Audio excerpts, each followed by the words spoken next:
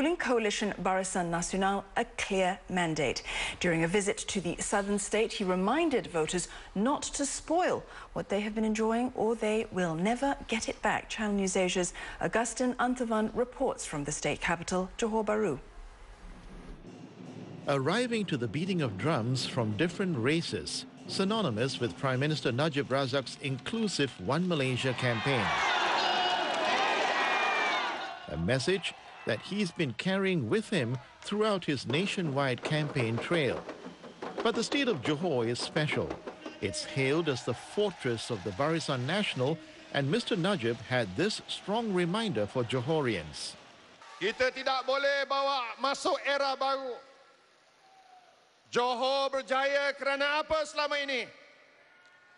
Kerana Melayu, Cina, India boleh bergabung. Kita elak daripada politik of confrontation. Don't spoil what we have enjoyed. Because one is gone, you will never get it back.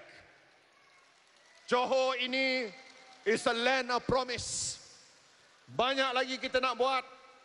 Agenda Iskandar baru sebahagian saja dilaksanakan.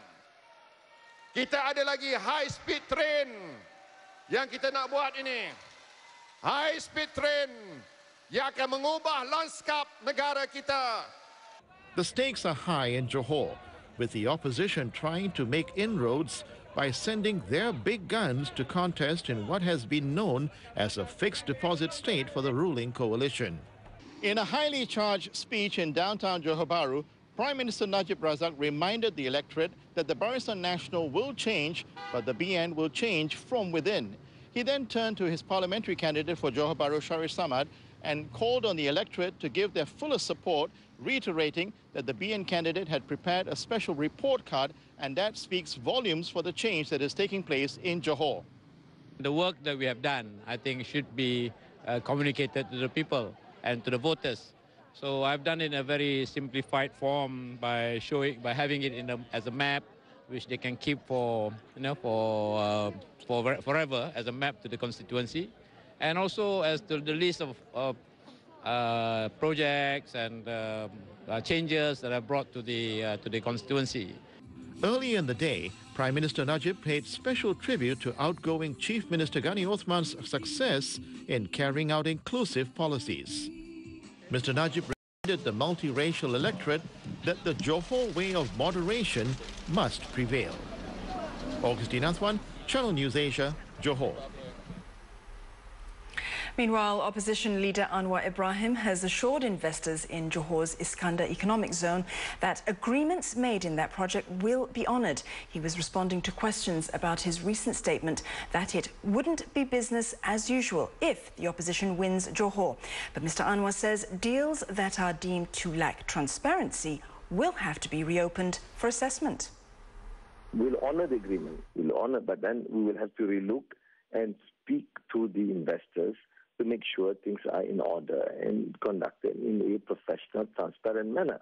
I think in order for the Iskandar project, as an example, to be sustainable and supported in the medium term, you must reassure the Johorians that they have a stake in that development.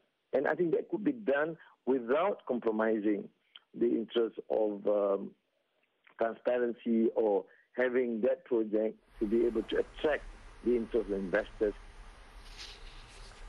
Now, Pakatan Rakyat's Security Council has expressed concern about an escalation of election-related violence in the past few weeks. Hundreds of cases of violence have been reported since the election date was announced. They include bomb and Molotov cocktail attacks, arson and attackers wielding machetes.